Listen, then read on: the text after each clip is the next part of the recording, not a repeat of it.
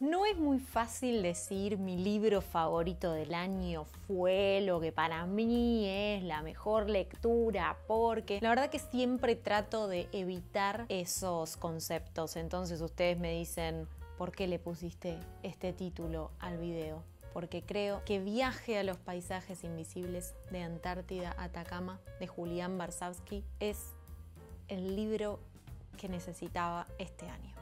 Por eso sí creo que este es mi libro favorito de 2023.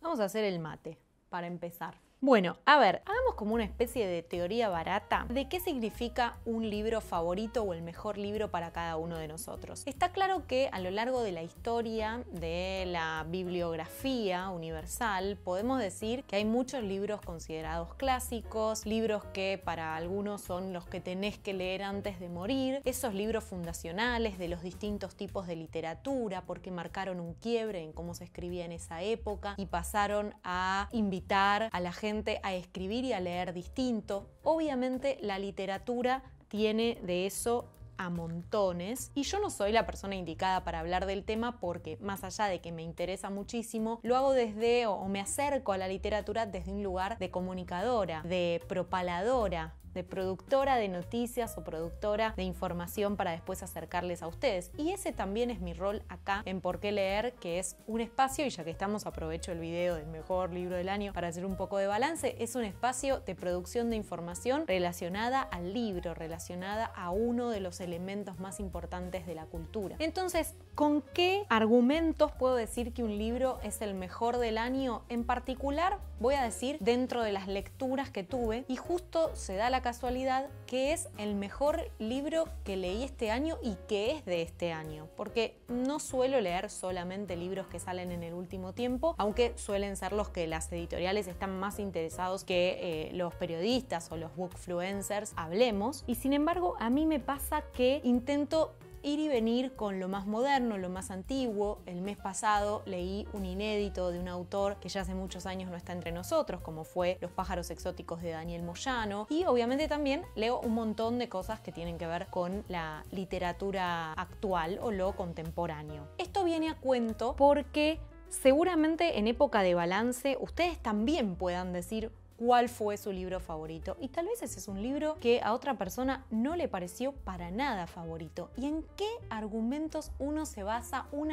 para decir que un libro es el mejor del año? Les voy a contar mis argumentos para después pasarles a contar un poco más de qué va este libro. Yo creo que llegamos a esta instancia de 2023 en Argentina muy cansados, muy agotados, muy agobiados. Tuvimos un año de elecciones, tuvimos un año de mucha crispación social. Obviamente cada vez que se cambia el gobierno, cada uno de los partidos políticos y sus candidatos hacen todo para que los elijan, y en este caso se profundizaron un poco las posturas y esas posiciones radicalizadas y también vueltas y volcadas en la conversación del día a día hizo que estuviéramos muchos meses hablando de este tema, escuchando argumentos, siendo víctimas de campañas sucias, campañas del miedo, campañas de denuncias. Entonces todo eso resultó muy desgastante. Y además el contexto económico y social que teníamos y que tenemos no es bueno, y la sensación es que no va a ser mejor. Digo, sin meterme en la política partidaria en sí, estaba en un contexto de desasosiego. ¿Cómo vamos a seguir adelante con estas políticas que se vienen? ¿Cómo hicimos para llegar hasta acá? ¿Cómo hacer que la empresa crezca? ¿Cómo seguir construyendo el contenido para ustedes? Y todo eso me tenía y me tiene muy angustiada. En ese contexto me llega un correo de la gente de AH, otrora Adriana Hidalgo, editora, y me cuentan que se está editando este libro de crónicas de viajes. Cuando leo la síntesis, lo que sería la contratapa, la verdad me resulta muy interesante. Pido un ejemplar de prensa porque así funciona el trabajo que hacemos nosotros los reseñistas o los comunicadores de la cultura. De paso les cuento para que lo sepan, porque me habrán visto mucho hablar sobre este libro en redes y es como, dale, ¿cuánta plata te pagaron? No me pagaron nada. Las editoriales te mandan los libros, como se hizo siempre con la prensa. Esto todo entre paréntesis. Entonces me llega esta propuesta y yo digo, lo quiero leer. Más cuando me llega el sobre, me doy cuenta...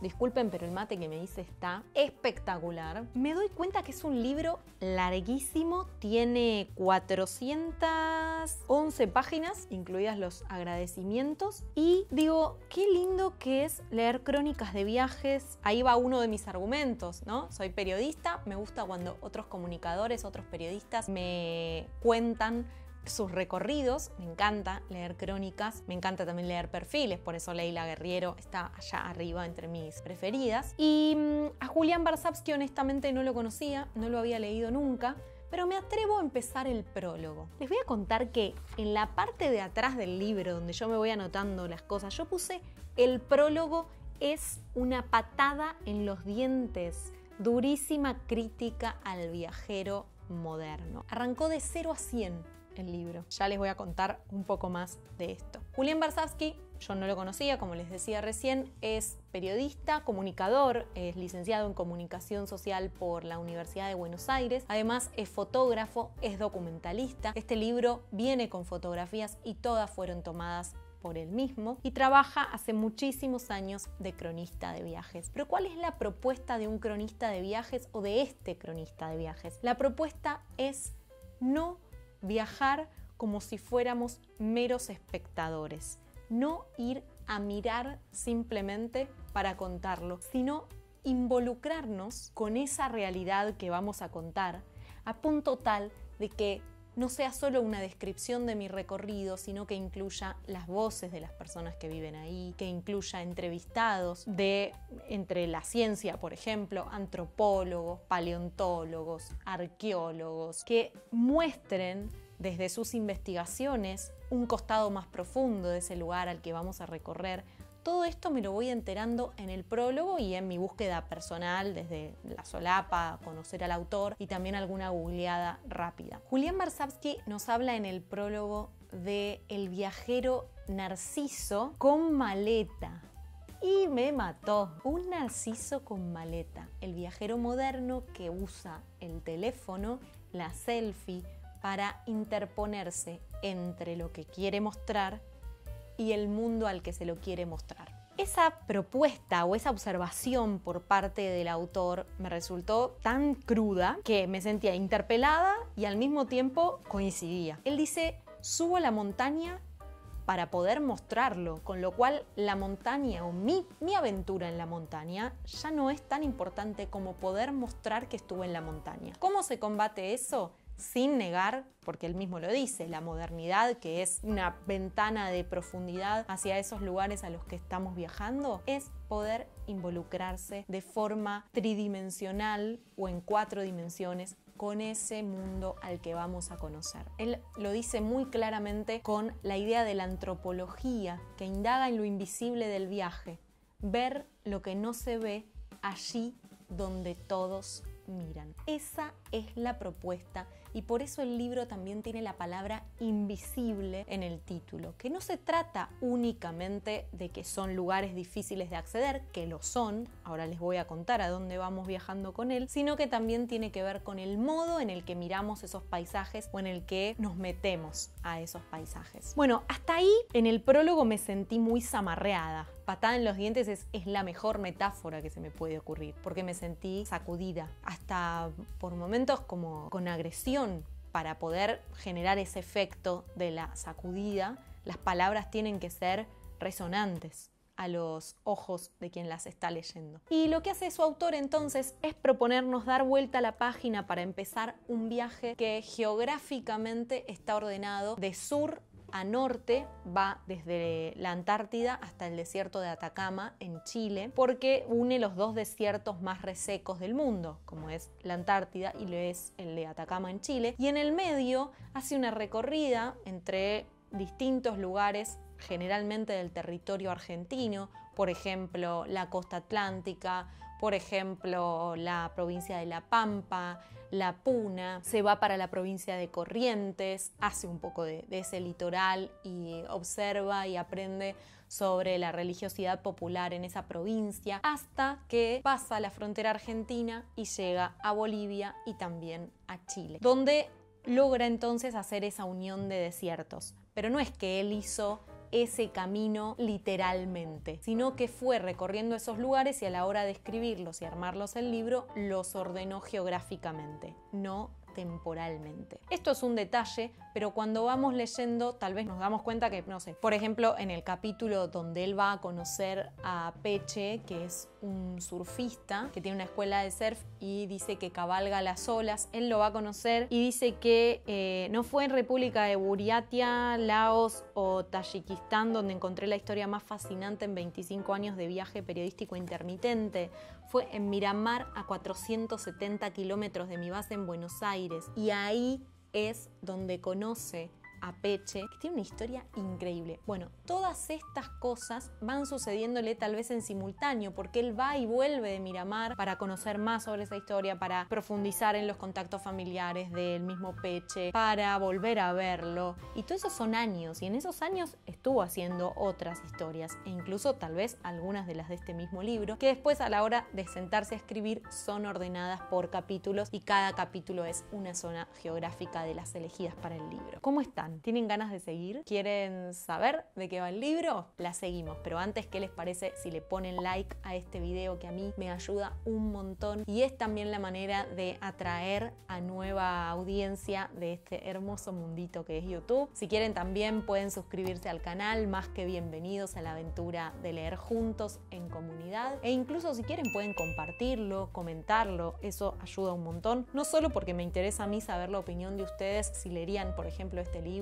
o no, o leyeron alguno parecido, sino que también ayuda muchísimo para que más personas atraídas por el algoritmo lleguen a por qué leer. Así que gracias por partida doble. Entonces llega el momento de decirles por qué este libro se ganó particularmente mi corazón. En lo estético, la tapa tiene una textura que es preciosa, preciosa, hasta el dibujo me encanta, el tamaño de la tipografía en la contratapa también me encanta. Después lo que es el armado en sí del libro me parece que tiene muy poco margen y eso por ahí cuando lo abrimos resulta un poco incómodo para leerlo. Enseguida se pasa y además el interlineado, al ser bastante amplio, también nos permite tomar notas, que es algo que en este libro es muy interesante de hacer porque van apareciendo nombres, datos y cosas que uno quiere señalar, incluso frases o pensamientos que están buenos para retener y volver después con alguna etiquetita pegada y demás, así que eso lo agradezco, pero bueno, estéticamente el interior del libro me pareció como muy poco margen. Al margen, valga la redundancia de eso, este libro contiene 12 crónicas más este prólogo patada que les estaba contando al principio. En estas 12 crónicas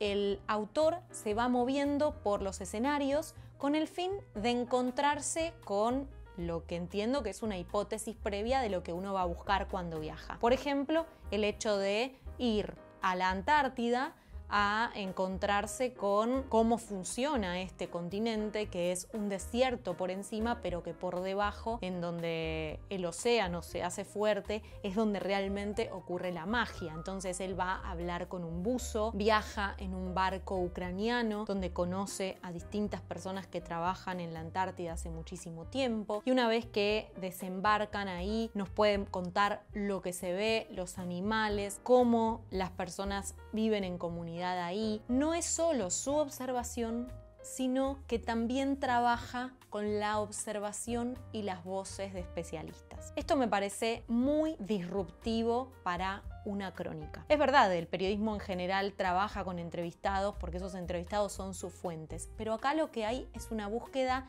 de construir puertas para los lectores. Yo leo el nombre del buzo que buceó 170 veces el frío océano Antártico y quiero después ir a buscar más, y ese tipo es fotógrafo, entonces quiero ir a su cuenta de Flickr, por ejemplo, para ver si sube fotos. Todo eso va construyendo el rompecabezas de cada una de las crónicas. Y así es como nos podemos enterar. Miren, voy a abrir en cualquiera de las marquitas que tengo por acá. Es de cuando viaja a Paraguay. Cuando la tierra se apague por dentro, los Andes serán erosionados hasta aplanarse. Esos datos, por ejemplo, que se los está diciendo alguien que es un especialista, porque él está entrevistando en este caso a un geólogo, Gustavo Federico Ortiz, geólogo de la Universidad Nacional de San Juan. Entonces, con cada uno de los paisajes con los que él se mete, cobra una dimensión extra porque habla con el científico, el especialista, con una persona que vive en el lugar, indaga en otras lecturas porque cita autores o filósofos que por algún motivo le resultan emparentados con esa temática. Se trata de una búsqueda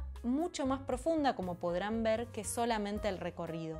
Pero cuando habla del recorrido, también es espectacular, también da para enterarse muchísimos datos. Y además, y esto también lo convierte en mi libro favorito del año, es muy cuidadoso y muy respetuoso con eso que se va a encontrar en cada uno de los lugares. No es que va a proponernos criticarlo, sino que va a proponernos entenderlo. Como por ejemplo, habitar en una aldea menonita en la provincia de La Pampa, donde las personas que son parte de la comunidad menonita viven en completo contraste con cómo se vive en el resto del país o en el resto del mundo, con el mundo capitalista, por lo menos en Occidente. Y ellos tienen una religión que les permite hacer algunas cosas y otras no, y además viven en una comunidad cerrada que tiene reglas que a priori podrían ser muy criticables. Y en lugar de mostrarlas para proponernos criticarlas, lo que hace es mostrárnosla para llevarnos a entenderlas o a interpretarlas de la mano de personas que están en contacto constante con esta comunidad. Ese es el punto. Les voy a contar la que más me sorprendió, que es la que les decía recién de Miramar. El hombre que se enseñó a sí mismo. Pero antes les quiero hablar de TEC, Universidad Tecnológica, que está acompañando durante este tiempo a Por qué leer para llegar a la comunidad y poder contarles que es la universidad digital más grande del mundo, que ofrece títulos y carreras por medio de su página web. Les dejo toda la data acá en la descripción porque son carreras 100% digitales y por ahí a muchos de ustedes les interesa hacerlas de forma asincrónica, por ejemplo, y tener la posibilidad de organizarse sus tiempos. TEC, Universidad Tecnológica, les está regalando a ustedes, por venir de la comunidad de Por qué leer, un 35% de descuento usando el código que les dejo en la descripción para aplicar a cualquiera de sus títulos y carreras en el sitio web. Así que vayan, elijan su carrera, chequeen cuánto les queda el valor con el 35% de descuento y después vengan a contar qué tal les fue. Gracias TEC, Universidad Tecnológica, por confiar en Por qué leer y por abrir esta oportunidad para la comunidad que viene a este canal. Mi crónica favorita es la de Peche. Peche es un hombre que lo encuentra Varsavsky buscando información sobre escuelas de surf en Miramar, una circunstancia que la pude conocer después entrando a la crónica que originalmente se había publicado en el diario Página 12, un diario argentino en el que también colabora Julián Varsavsky. Y cuando se ponen a charlar y le pregunta esta idea de cabalgar en las olas y por qué él sentía que era surfista para cabalgar las olas, Peche le dice: es que yo cabalgo las olas para estar más cerca de las estrellas donde están mis padres. Y ahí se da un momento como medio un eureka y él descubre, el propio Peche, que hay una historia que es la propia, que probablemente sea hora de sacar a la luz. Pero no que sea hora de publicarla, sino para él mismo sacar a la luz. Peche tuvo una infancia muy complicada, perdió a sus papás de muy chiquito y quedó prácticamente al cuidado de unos parientes que no lo cuidaban, sino que lo usaban como mano de obra gratuita. Lo rescata una de sus hermanitas, que también era muy chiquita. Él tenía 5, su hermanita tenía 7. Los datos son un poco confusos por momentos porque son todos en base a memorias de este propio Peche. Y ahí nos enteramos que Peche vivió casi de forma salvaje, no quiero faltarle el respeto, pero como una especie de Tarzán, niño de la selva, durante mucho tiempo sin cuidado de ningún adulto. Que cuando lo rescataron de ese bosque al que él se escapó y volvió a vivir cuando estos familiares lo maltrataban, y logra como evadirse de ese mundo. Siendo muy chiquito se va a vivir al bosque y ahí tiene contacto con animales, duerme en el pasto, lo abrigan los perros. Dice que escucha hablar a las hormigas, tiene un contacto con la naturaleza, explica cómo comía porque aprendió a cazar, y es realmente increíble esta historia. Y si bien uno dice, pero ¿dónde está el viaje en esa crónica? Este es un viaje hacia el interior de este personaje, y obviamente están todos estos entrevistados que les contaba antes, y es el propio personaje el que decide poner como de manifiesto ante la gente esta historia que es claramente súper sorpresiva y que une sus pasiones, como por ejemplo el surf, el deporte en general y su amor por la naturaleza. Y aprovecho esto para decir también que el planteo del libro es constantemente el respeto por esa Pachamama, por esa naturaleza, pero más que nada por las personas que intervienen para contar cómo viven en esos lugares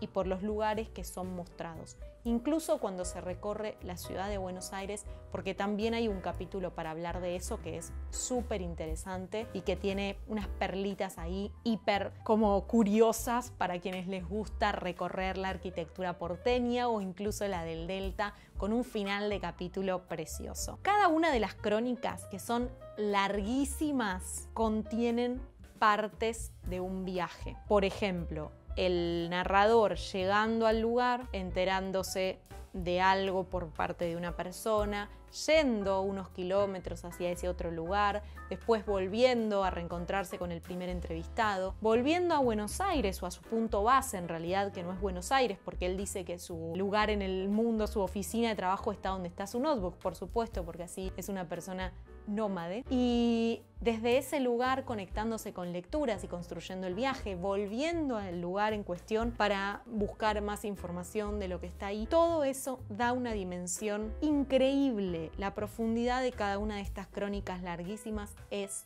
enorme. Y alguna datita más como para cerrar el video de hoy. Primero, contarles que yo en este canal tengo un video hecho con libros de viajes que les quiero recomendar especialmente, así que en la descripción les voy a dejar el link por si ustedes no lo vieron, llegaron más tarde a este canal o se les pasó, que siempre es lindo y muy interesante acercarse a este tipo de contenido. Antes de seguir, quiero agradecerle a la comunidad de Por qué leer que acompaña económicamente este trabajo. Está abierto el programa de membresías. Muy pronto va a estar anunciado el primer momento de beneficios para quienes son miembros de la comunidad. Según el pago que hagan, según la categoría en la que se quieran inscribir a ser patrocinadores y mecenas, van a tener acceso a distintos beneficios. Esto es con los links que están en la descripción. La realidad es que a mí me ayuda un montón porque quiero ver a esta empresa cultural crecer, y eso es gracias al aporte de todos ustedes. Así que de verdad, si se quieren sumar, mi forma de agradecerles es ofreciéndoles estas recompensas que van a llegar muy pronto,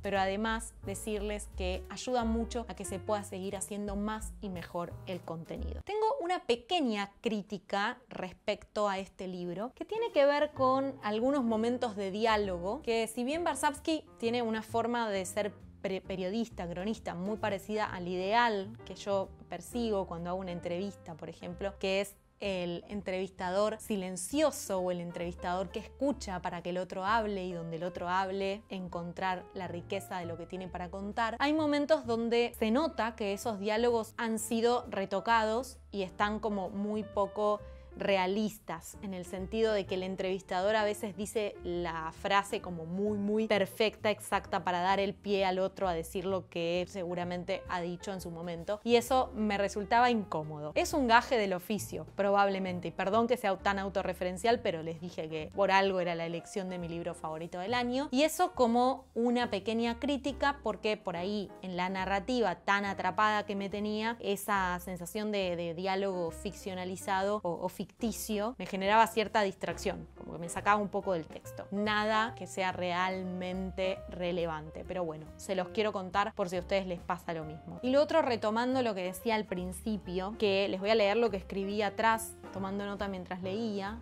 Leer este libro en diciembre de 2023 me salva, me saca del pozo de tristeza y del individualismo reinante, que es lo que yo siento que nos está como persiguiendo a todos, no solo en este país. Es muy interesante que la propuesta del libro y de los viajes sea en verdad ir en búsqueda del otro, no de solamente estar yo entre el teléfono y el paisaje y hacerme la selfie, sino ver qué hay en ese paisaje, involucrarme de verdad. Y cómo es tan fácil después ir a documentarse, ver las fotos en Google, tener en cuenta los mapas, hacer como una especie de recorrido virtual junto al autor. Este libro creo que tiene grandes oportunidades para estar en tu biblioteca y que después se transforme, como decía hace un rato, en una puerta que te permita encontrar otros mundos posibles. Así que me quedo con esta reflexión que yo se las compartía la otra vez en Instagram porque realmente me voló el coco. El hecho de que en los Andes, en la Puna, lugar del que conozco poco y casi nada, de un viaje o 2 veces que pude ir, pero muy pocos días. Él habla sobre los sikus, que es este instrumento musical que nos cuenta la persona que toca el sikus, que en realidad un sikus está afinado con ciertas notas y para poder generar una melodía, sí o sí, necesita de otro sikus que tenga las otras notas. Y esta idea de comunidad, esta idea de comunidad musical, fíjense cómo se puede aplicar tan hermosamente en un diálogo con el otro. Yo tengo una parte, vos tenés la otra y si nos acercamos hacemos la melodía. Esto me mató. Y así tiene un montón de cositas este libro que podemos tamizarlas en nuestros hechos de la vida cotidiana. Eso me parece súper valioso. Por eso, Viaje a los paisajes invisibles, de Antártida a Atacama, de Julián Barsavsky, editado por AH en 2023, es mi libro favorito del año. ¿Me cuentan el suyo en la descripción del video? Les mando un abrazo enorme. Hasta la próxima lectura. Chao.